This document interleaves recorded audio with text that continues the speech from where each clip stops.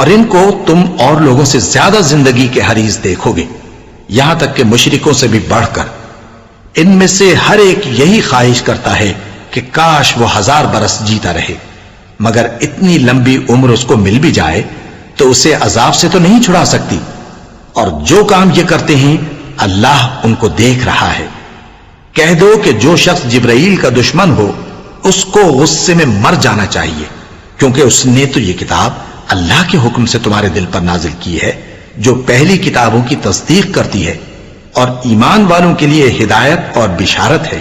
جو شخص اللہ کا اور اس کے فرشتوں کا اور اس کے پیغمبروں کا اور جبرائیل اور میکائیل کا دشمن ہو تو ایسے کافروں کا اللہ دشمن ہے۔